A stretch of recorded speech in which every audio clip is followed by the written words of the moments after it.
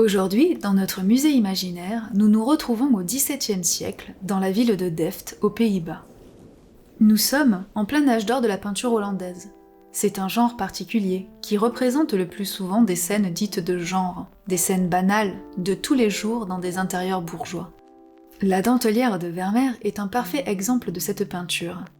Tout d'abord, ce dont il faut bien se rendre compte, c'est de la petitesse de l'œuvre. En faisant 24,5 cm sur 21, elle est plus petite qu'une feuille A4. Ce format inhabituel nous indique que ce tableau n'était pas forcément une œuvre d'apparat, comme peut l'être une peinture historique ou une allégorie, mais une œuvre destinée à l'intimité du foyer. Sa nature même, la scène de genre, appuie cette hypothèse. Autre chose, la peinture est tellement petite que nous sommes obligés de nous pencher, de nous rapprocher d'elle pour bien la voir.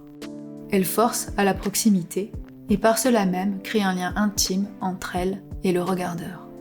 C'est une scène très calme qui se déroule sous nos yeux. Nous voyons une jeune femme, les yeux et la tête penchés sur son ouvrage. Derrière elle, un mur nu. Devant elle, des coussins desquels s'échappent des fils. Elle est baignée dans la lumière. Sans doute se trouve-t-elle devant une fenêtre pour mieux voir son ouvrage.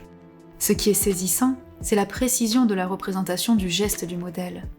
Elle est en train de faire de la dentelle au fuseau.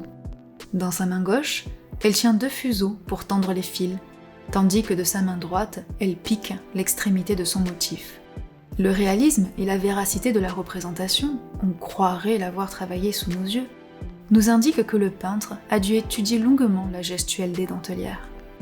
Le dépouillement du fond fait que notre œil saute sans cesse de zone lumineuse en zone lumineuse.